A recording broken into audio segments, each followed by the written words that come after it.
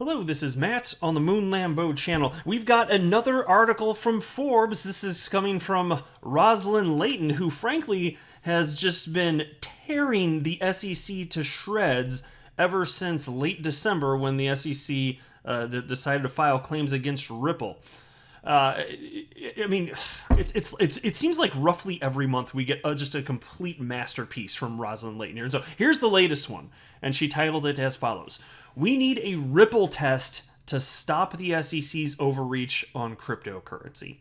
And so the way she's wording it there, a Ripple test, it's basically what she's getting at is the what is now known as the Howie Test, which dates back to a 1946 legal decision that really has been what you look at to determine is something a security or is it not. And the test really doesn't sufficiently account for cryptocurrencies and blockchain technology, which is why many are saying we need a new test. Now, before we go any further, I do want to be clear, I don't have a financial background of any kind. I'm not offering financial advice, and you should not buy or sell anything because of anything I say or write. I'm just an enthusiast with a silly name all up on the internet. Moon Lambo. Who could trust a guy named Moon Lambo? We don't know what he's talking about. But it's fun to make YouTube videos about Ripple and XRP and crypto, so that is indeed all that's going on here. Just want to be super duper transparent. And so into this piece now. The regulatory future of cryptocurrency seems destined to be decided by the courts, thanks to an ill-conceived lawsuit filed by the Securities and Exchange Commission. If Ripple's arguments prevail in the Southern District of New York and on appeal, this case could give the Supreme Court a chance to review the 1946 Howie decision, which set a standard for what constitutes a security. So let me pause right there. That sounds fantastic, and if you're an XRP holder, hearing that sounds absolutely fantastic too. A victorious situation for Ripple, and XRP is what's setting precedent for the entire crypto asset class within the United States, at least anyway, which would have reverberations throughout the world, frankly. But anyway, it does sound fantastic, and on paper it sounds quite perfect, and I would love that, except for I don't really, only because if you're talking about going down that path, you're looking at over half a decade of legal filings and court battles back and forth to even get to that point. It could be 5, 6, 7 years.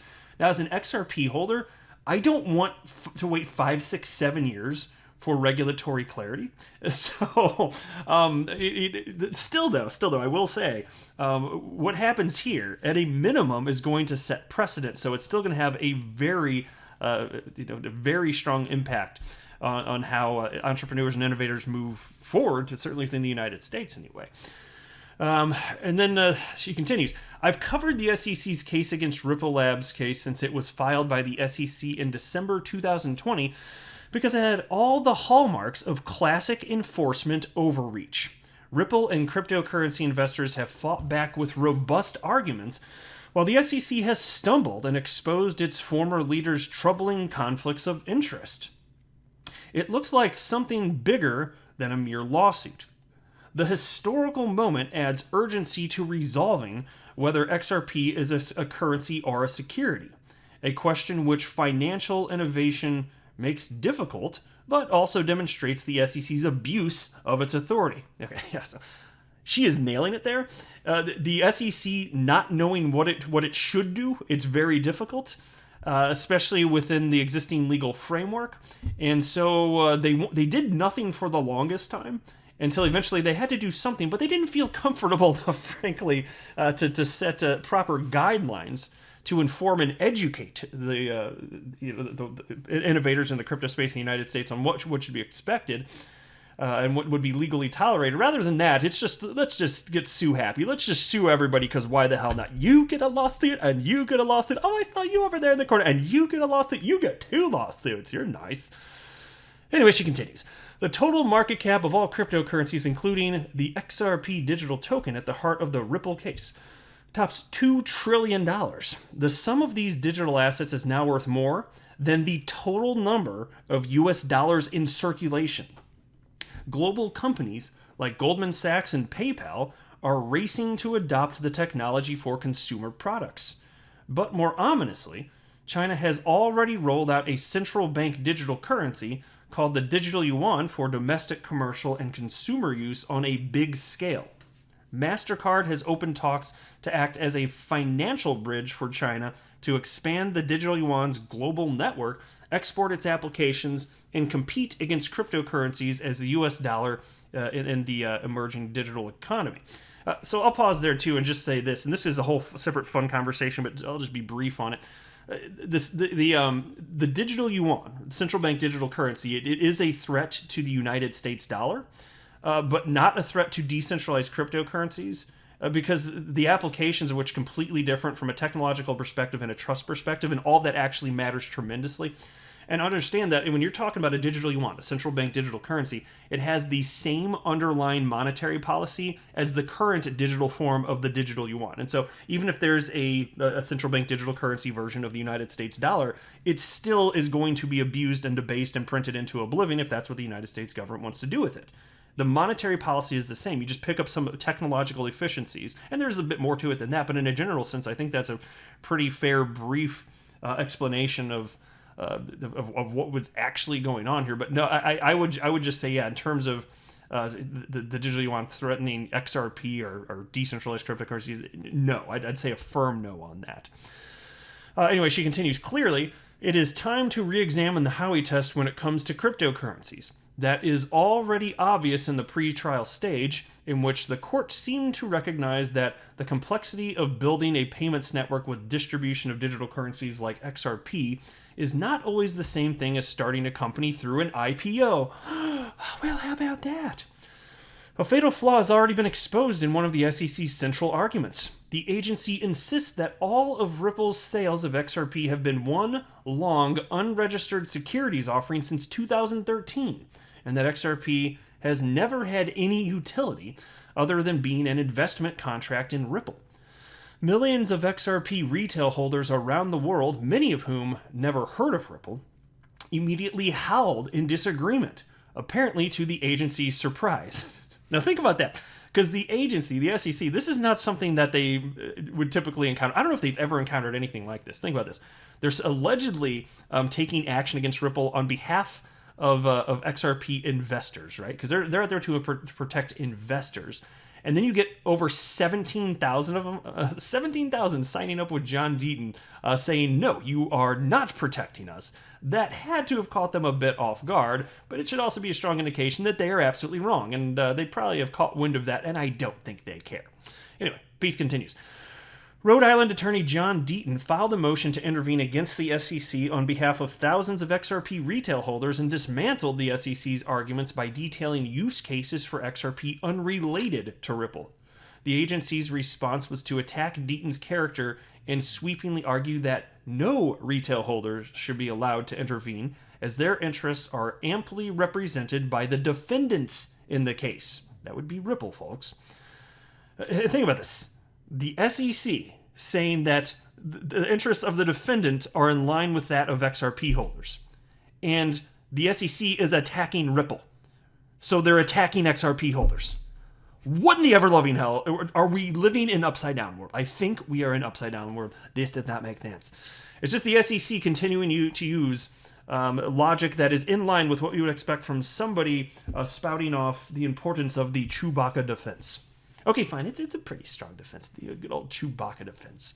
Anyway, the agency created to defend the interests of retail holders ended up categorizing retail XRP holders as adversaries. A higher court will likely struggle to conclude that the Howie test was meant to stretch quite that far. Ripple has also raised a basic question of due process. The SEC says it has the right to levy billions of dollars in fines over sales that began 7 years before the case was filed. The problem is that those 7 years have a broad public record of refusal by the SEC to provide any clarity over XRP. SEC officials made many speeches and interviews in which they made distinct conclusions on the classification of Bitcoin and Ethereum, but were frustratingly vague on XRP. How could Ripple know XRP was a security if the agency itself didn't know until December of 2020? Worse yet, its top two executives, Brad Garlinghouse and Chris Larson, are also named as defendants, even though Garlinghouse didn't join the company until 2015. Therefore, it isn't just a company's due process rights at stake, but two individuals, raising bigger constitutional implications if the defendant's fair notice defense is permitted in trial. Finally, there is the nagging question of why exactly Jay Clayton decided to authorize the filing of this case on his final day as SEC chairman. Yeah, that really steams about vegetables. Even the New York Times has raised a series of troubling facts that point to what Deaton calls possible corrupt intent. It's a matter of public record that as SEC chair, Clayton said in a market-moving interview in 2018 that Bitcoin is not a security. Hedge fund One River Digital Asset Management bet heavy on Bitcoin days before Clayton advanced the Ripple lawsuit in December 2020, plummeting the competing XRP and causing exchanges to suspend trading it. One River hired Clayton right after he left the SEC. The optics are bad enough, but even worse for Clayton's former director of corporations finance, William Hinman. Deaton has published public disclosure forms that show Hinman collected over $15 million in payments from the Ethereum-connected law firm Simpson Thacher over the 4 years while he was at the SEC. Hinman's 2018 speech, while at the SEC, detailed why Ethereum is not a security, sending the token on a rocket ride to its current all-time high price. He left the SEC a few weeks before the Ripple case was filed and quickly rejoined Simpson Thacher, which sits on the Ethereum Enterprise Alliance. An online petition to SEC Chairman Gary Gensler by a crypto enthusiast calling for an investigation by the SEC's Inspector General into Clayton and Hinman's possible conflicts of interest quickly gained over 30,000 signatures and was submitted. The longer the case goes on, the more attention will be paid to these questions. The best solution, immediate congressional action with the Biden administration hammering out the regulatory framework, isn't on the agenda. Instead, Gensler has been tasked with cleanup. If he settles the Ripple case, key questions could remain unresolved. While Ripple would likely receive relief from a settlement, there is little to stop the SEC from pulling the same stunt again. More largely, some investors want to punish the SEC for its bad behavior and reduce the temptation for it to abuse its authority in the future. In any event, the SEC needs its own Ripple test to restore its credibility. Well said. Excellent piece. She just nails it, and it's the way she words stuff. She's got a way with it. It's just powerful. So yeah, look again. It's just a small critique here because look, I would love to have a Ripple test as much as she would, or you would, as much as the next person. I just understanding that it would take probably the better part of a decade, and then even then it's uncertain. I'm just like, maybe it'd be better for like the crypto space at large, but I'm still just thinking for my own self-interest here. No, but still there should be a path forward even without that. And I honestly don't look, I've got opinions from a ton of different lawyers. I don't think it's likely that's going to happen. From a legal perspective, there are a ton of reasons I've talked about on this channel. I'm not really going to so much delve into this video, but unlikely to occur. Very, very, very unlikely here. I think what's most likely is you're going to see a settlement, and unfortunately, what we don't want to happen is going to keep happening. There will be additional lawsuits in the future against other crypto firms, and eventually there will be what some might perceive as sufficient clarity, but it's going to come through exhaustive litigation from a number of different companies unrelated to Ripple. So there's more to come here, and it's going to be disgusting, all of it along the way. But if that gets us to a point where at least people know how to operate within the United States, well, okay, I guess at least you got it. I don't like the means of getting there, and you probably don't either. I think the typical level-headed individual thinks, no, that's repulsive, but given that it's not likely that you're going to actually see a Ripple test ever, what else is there to do? And so at least we can look at it this way, you know, Ripple being one of the first to have the full weight of the SEC thrown at it legally. Like, Ripple's going to be in the clear sooner than any other crypto firm, just about. And XRP will have sufficient clarity. Because look, you can't sue them again for the same thing. That's not how it works in the United States. So once this is done, it's done. So I'll just be glad when it's behind us. But cool article. So I want to share it with you and include some of my thoughts along the way. But incredible. And I tell you, anytime she writes something which seems to be about once a month, I'm going to happily make a video and cover it, what she's putting out there. And share some thoughts along the way. But I would love to hear what you think, too. Feel free to drop a comment below. But that's it for this latest Moon Lambo Hot Jam.